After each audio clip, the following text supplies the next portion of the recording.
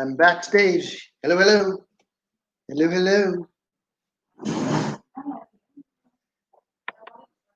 For some reason, I can't hear you.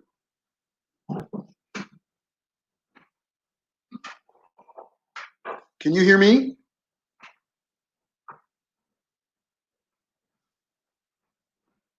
No audio.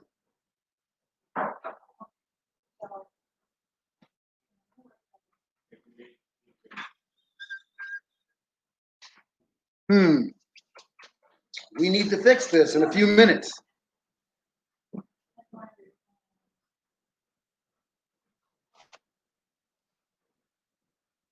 It said it was my mic was working too. Oh, you're muted, Connie. You are muted.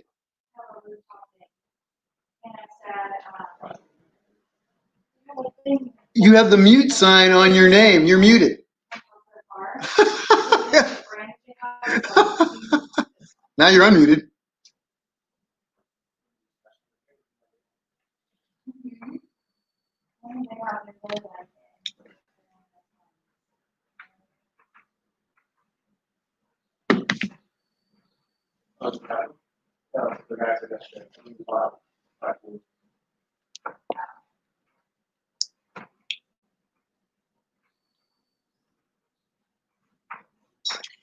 There's something wrong with my mic. Oh, there's something wrong with your mic. I got that. Okay. I know. Sign on your name. It's like 3 times.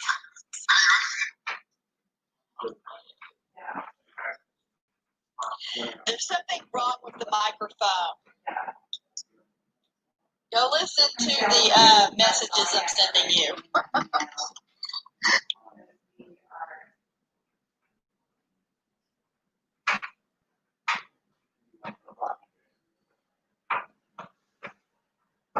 You know, if worse comes to worse, you can get on the screen. I can turn on your phone, my phone. We can make a phone call, and we can use the phone for the audio.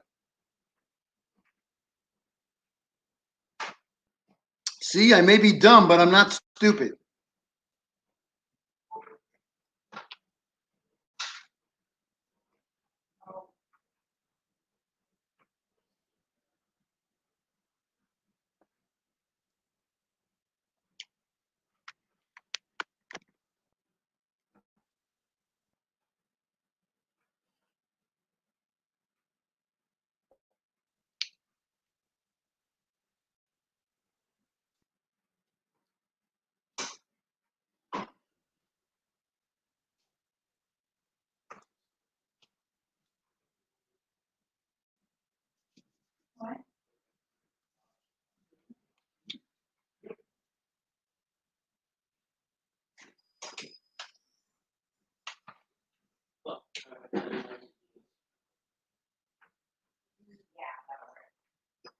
You just put the zucchini on the grill or something? I either do it on the grill, or you can put it in one of those rice block pot things and put it in the microwave for 5 minutes.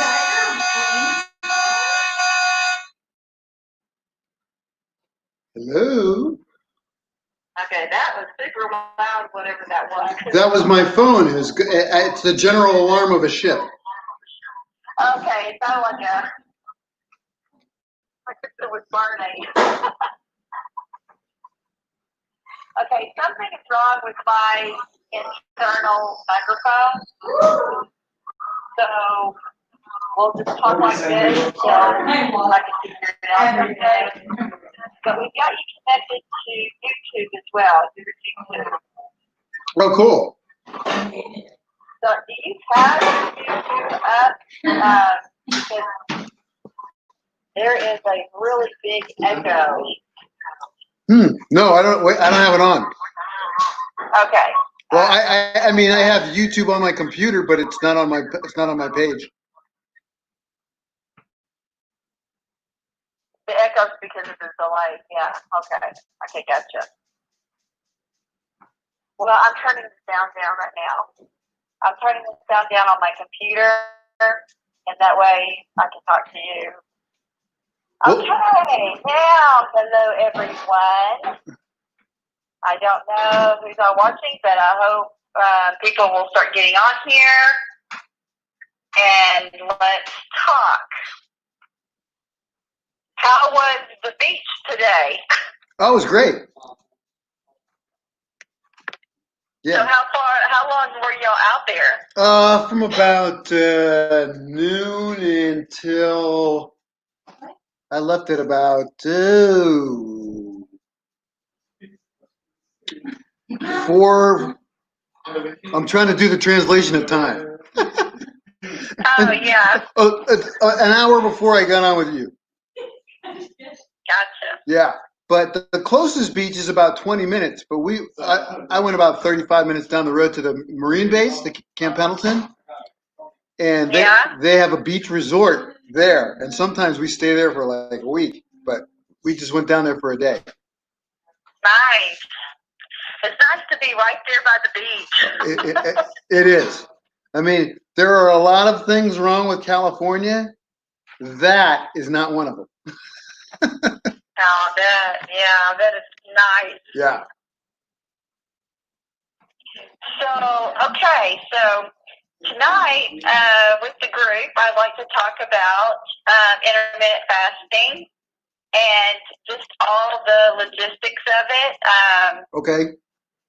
Things that, well, we'll start out talking about why intermittent fasting, what is it good for, why should we do it, why should anybody do it, is it for everyone, all those kind of questions. Okay. And then maybe what are the different times that people could do intermittent fasting. My son's doing it right now, and his cutoff is like at 5 o'clock. He eats his last meal at 5, Mm-hmm. and then he doesn't eat until the next day. So I know that there's others. So let's talk about that. Let's go back to the beginning. Where did it come from? Is it a new thing? Is it something Well, that's been around for a while? What is it? well, actually, it's very, very old. And where it originally came from was basically our hunter-gatherer ancestors. They didn't eat 3 meals a day regularly at regular times. I'm telling you right now. They ate when they had food. I can't hear. And they had to go out and hunt it. So that's really where it really started. They did it out of necessity. And other than medical advances like we have today, they were a lot sleeker and a lot healthier than we are as a society. So I will ask answer the is it for everyone question first. And anybody that knows me should know the answer to that. The answer to that is, of course not. And I will blanket say this one more time: this, if anybody tells you that any particular meal plan is good for everybody, they are either ignorant, deceiving you, or lying to you. No one meal plan is perfect for every single person that walks the earth. That's not true. Now, is it good for a lot of people? Of course, yes, it is. Why should we do it? Well, it will regulate your insulin levels better and allow you to probably eat either the same or close to the same amount of calories, maybe less, but your digestion and the way you burn calories will be more efficient. And let me try to explain that. Intermittent fasting just means that you basically have a feeding window, the amount of time that you would eat in, and a fasting window. Now, there's different kinds of intermittent fasting, but let's talk about the most common kind. The most common kind would be a feeding window. So let's say 16/8. So 16 plus 8, 24, 24 hours. You would eat in an 8-hour window. You would fast in a 16-hour window. Well, what does that do? Okay. First of all, by limiting the number of hours you eat, it makes it harder to eat the same amount of calories in the same amount of time. So if you ate, I'm just going to throw out a number here, 2,500 calories a day, it's easier for you to spread out 2,500 calories over 10 or 12 hours than it is for you to try to pack it into 8 hours. So you might just run out of time. Secondly, you're going to feel fuller too because you're eating in a certain shorter amount of time. But the most important thing is basically your insulin level. And what is insulin? Okay. Insulin is the substance in your bloodstream that allows you to digest carbohydrates. Okay. So most people's insulin level never drops. And it never drops because they're eating and digesting all day for a long period of time. By intermittent fasting, let's say that you're doing a 16/8 and you're saying your son 5 o'clock is the last time he eats, right? So let me see, I got to do it in military time. It's easier. 17/7, that's 24. And he's not going to eat till what, 11 o'clock tomorrow, right? Is that right? Right. Close to it? Right. Okay, Yeah. well, what happens between 5 and 11 o'clock tomorrow is that his insulin level goes down, down, down, as Neil Sedaka used to say, doobie-doo, down, down, right? Right. And it goes down so low that he can't digest carbohydrates anymore because the catalyst is not there anymore. It's too low. So your body says, I have to have fuel. I have to digest. What's next? And behold, the thing that's left is the thing we want to go away, fat. So your body will go and start digesting fat. And that's why there are some people who do intermittent fasting. They don't change the amount of calories they eat, and they still lose fat. I'm not saying that you shouldn't do that, but it happens. So basically, that is the whole mechanism around 16/8 intermittent fasting. Now, there's a couple of different kinds. There's the 2 meal a day plan. I was on that until I got my gallbladder out a couple weeks ago. Now I'm on a 16/8 kind of thing. Okay. There is 5/2 where people eat a normal number of calories for 5 days, and then 2 days a week they hardly eat anything. They eat like a 600 or 800 calories that day. I don't recommend that, but some people do it. But what I would recommend is the easiest way to do it, the most practical way to do it, and the easiest way to track it is a 16/8, or you could even shrink it down farther. Some people shrink it down as far as a 24. But a 16/8 is the easiest, most practical way to fit it into your lifestyle. It's especially good if and I know there's people listening to me out there, okay, put there in the chat so I can see, if you don't eat breakfast. If you don't eat breakfast, you're perfect. This is perfect for you. Because you can wait till, lunchtime or whatever, noon, 11, and start your 8 hours there. So you can eat at 11 and then you eat your last meal at 7, and you still got the whole clock to go all the way around till 11 the next day. Should I go over the way that I would do it if I were you? Mm-hmm. Okay, so what you need to do first is, calories are calories. So you still don't want to use this as an excuse to overeat, right? And you have to eat healthy food. You can't say, okay, well, you know what? I'm doing this thing and it's going to help me drop me down. And so I'm just going to eat, I'm just going to eat fast food in an 8-hour one. No, don't do that. Okay. Okay. The first thing you need to do is get a good food list. And there's a lot of good food lists out there. I guess the eatthisnotthat.com has a really good food list. The Saba's 60 food list. Fine. Fantastic food list. That's good healthy food. So get a good list of good healthy foods. That's first. Right. Now the second thing you should do is calculate your calorie intake. And there is a zillion and one apps out there that you can stick on your phone that are good. They're doing that. I think that one of the best one is MyFitnessPal by Under Armour. Yeah. That's the one I have. Yeah, that's the one I've got too on my phone.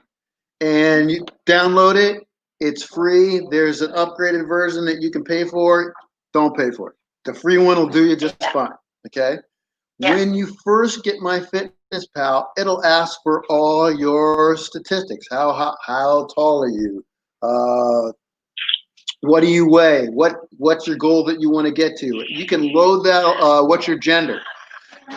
You can load that all into MyFitnessPal, and it will come up with a calorie total for you to get to your goal. Okay, so now you're all set. So what you need to start doing is figure out where you're eating, your feeding window and your fasting windows is gonna be. Don't kill yourself to do it. Make it practical. If you're one of them late eater people, make it late. If you're one of those, I have to have something as soon as my feet hit the floor, that's fine. That's where you start and your 8 hours ends at 8 hours from then. It doesn't matter. Make it fit your lifestyle. But what you have to learn to do is you have to record what you eat. Okay? And you're probably saying to me right now, okay, Clint, that's a pain in the butt, for me to sit down and record what. It's not that bad because MyFitnessPal will learn what you eat, and you can start grouping what you eat every day in groups, and then after probably about a week, you can go through there and record a meal in about a minute. Because it knows, okay, in the morning I have my oatmeal with apples, my coffee, and my toast with butter, and boom, boom, boom, boom, you're done. Also, MyFitnessPal has commonly used foods that you buy at stores and restaurants. Some of the common restaurants you go to, the meals. It has it. So if you start typing, I don't know what you have. Do you have Chipotle there in Texas? You guys have that? No? Yes? Yes. Well, yes. Yeah. Or just any big restaurant chain. If you type that restaurant chain in one of the meals, it'll go find it like that. Okay. Yeah. And also, what I forgot to say is you load your commonly done activities, your exercise, which is you should doing regularly. Yes, shake your head. Yes, right. You can load your activities into MyFitnessPal also, and what that'll do is when you record your activities for the day, it'll subtract the calories off the total that you eat and tell you how much you have to go. Now, I'm going to give you a warning right now.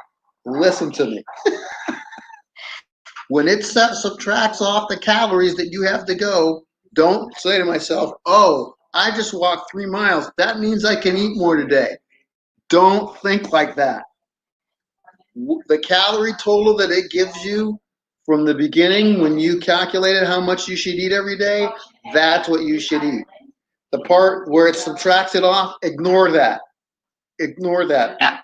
Because if you fall into that, you're going to probably go over your calorie intake for the day. That sounds good. Yeah. So basically, that's the way you work it. That's how it works. It's a lot. It might sound a little bit complicated, but once you start eating that way, it'll become really, really easy and intuitive to you. And heck, I did the 2 meal a day plan for almost 2 years until I got my gallbladder out, and then I modified it a little bit because I have to. I can't eat that huge breakfast that I used to. That gigantic breakfast I used to eat, Connie. It's still gigantic, but not as gigantic.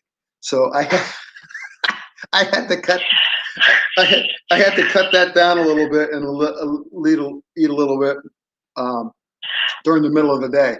So well, let's give them like ideas. Like I'll give my idea first of what I eat during the day, and then you give a few ideas of what you eat.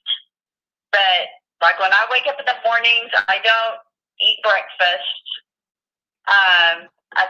I drink my Empower coffee, and that gives me some energy. I might take an ACE to give me a little bit of energy and little bit of appetite control. And I drink my water.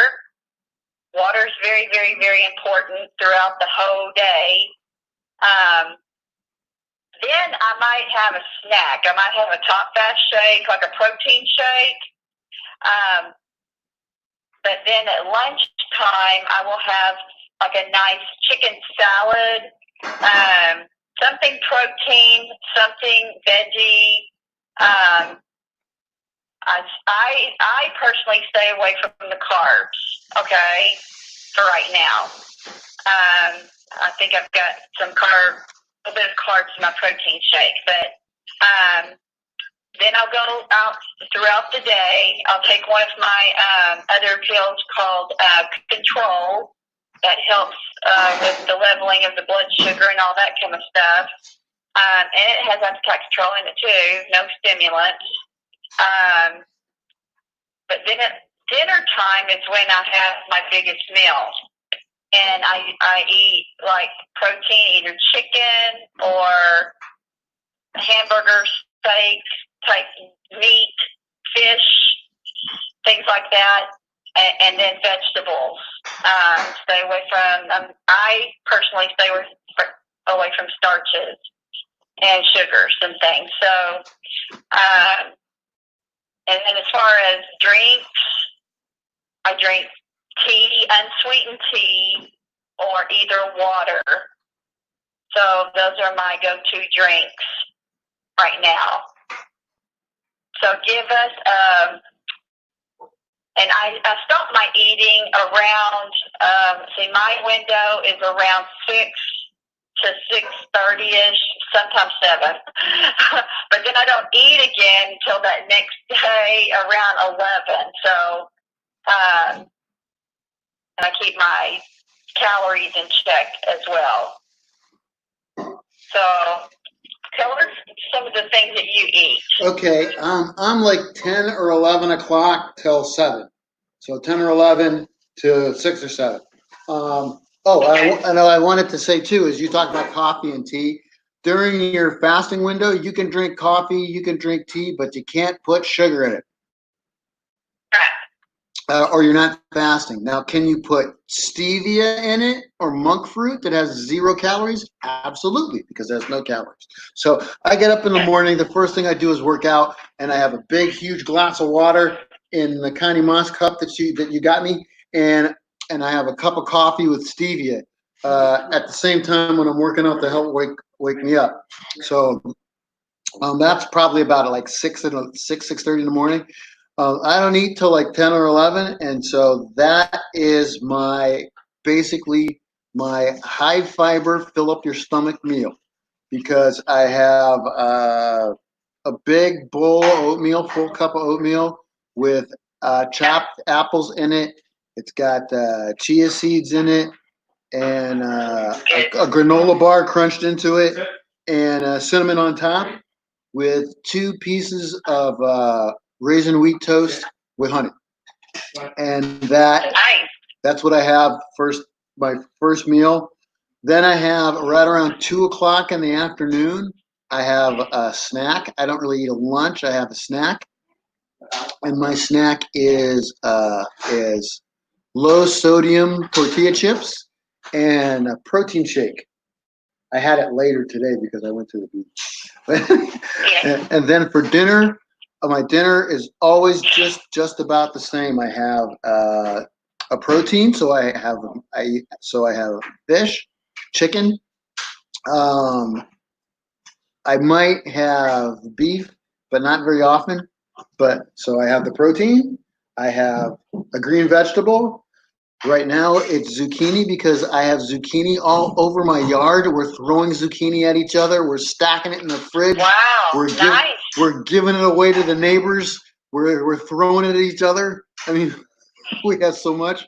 But I have I have a green vegetable, and then I have a little bit of a starch. So I usually have a little bit of rice, and that's what I eat just about every day. Okay, that sounds good. Yeah. So if whoever's watching this, if you want to tell us if you're doing intermittent fasting, tell us some of the things that you're doing and eating and which program that you're on and all that too. Let us know.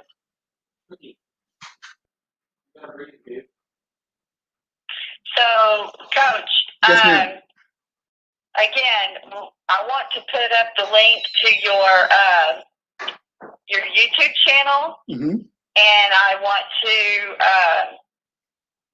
ask everyone to go and subscribe to Coach Clint's YouTube channel. He's got lots of exercises, step-by-step exercising, and just all kinds of information about weight loss, about body fat, about muscle gain, about, just about every subject. Yeah, I got So some. I have some injury. that has to do with health. I have some injury prevention stuff on there too, which is Okay. Yeah. All right. Awesome. Mm-hmm. But yeah, subscribe. Because you do not look like you're 85 years old. Oh no, I don't look a day over 83, huh? No, in all truth, I will turn 60 in October. See, that's awesome because I would have thought you were around 53, 54, Mm-hmm. So you're a little bit older than me. Wow. Yeah, a little bit. So we're basically the same age almost, but 60, boy. I have a few more years to go. But Yeah, I'll tell you what though. I certainly, I certainly don't feel it. I feel I feel lucky that I've been blessed with good health, but also I did my part too. I've been exercising since I can't even remember. I mean, I don't know. I mean, I've all through high school, that's why it's so important to exercise. I follow that lady. Her name is Ernestine. Have you seen her? She's a bodybuilder. Oh yeah, she's fantastic. And she's like 80-something years old. Yeah, I think she's 84. Yeah, but she started when she was 55 or 56 years old. Mm-hmm. And it was right after her sister passed away. She just decided, I'm going to do something about my health. And she started going to the gym and got interested in the bodybuilding stuff. And now she is just such an inspiration, Yeah. And her age and everything. And I want everybody to know too is that gyms are good if you use them, but I've worked other than military deployments where I had to leave my home and everything. I've worked out in my garage, in my house, different houses, but in my house for 35 years. And that's what we're doing now, is working out in our garage. And you don't need much to be able to keep yourself to get yourself in good shape and maintain yourself in good shape. I think I was saying last week, if I was to rebuild my gym today, I had nothing. I'd get a leg press, a uh, pull-up bars, and resistance bands, and that would be it. That's it. I wouldn't get it. That's it. Yeah. Yeah. And I everything. got the resistance bands. And so Yeah. at your house, that's all you need. I mean, not many of us are going to be like that lady Ernestine and go out and compete competitively. Yeah. We just want to be healthy, and Right. it really it really doesn't take much. It just takes a little bit consistently. Same with Yeah. same with your meal planning, getting on track. Consistency is the key. It's not this Yep. maximum, this huge effort. It's that much every day. That's right. Well, we've been on here a little over. Well, what time did we get on here? 8:00. I think we did. So next week, I'd like for us to talk more about mental health. Okay. And what we can do to help our mental health, and just talk about either some breathing exercises or maybe some foods or something like that will go along with that. So what do you think about that? Oh, I'd love to talk about that. And a little known fact from the people out there was my master's degree is in psychology, and I was a part of a mental evaluation team on a police department for a decade. Wonderful. So mental health we can teach us some of your police stuff then. We can use it against our police officers. Well, no, SWAT negotiator for 9 years.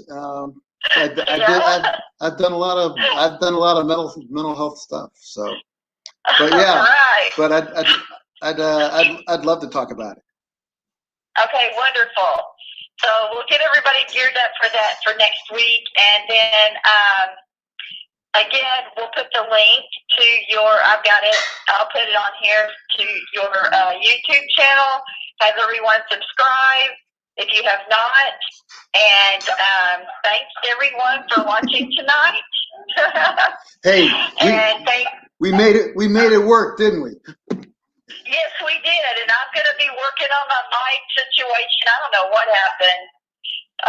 It's an old laptop. I probably need to get a new one anyway. And that's our cue to leave. See you next week, everybody. Good night. Good night. Thank you, Clint. Oh, you're welcome. Appreciate you. Okay. Bye-bye. All right. Bye-bye.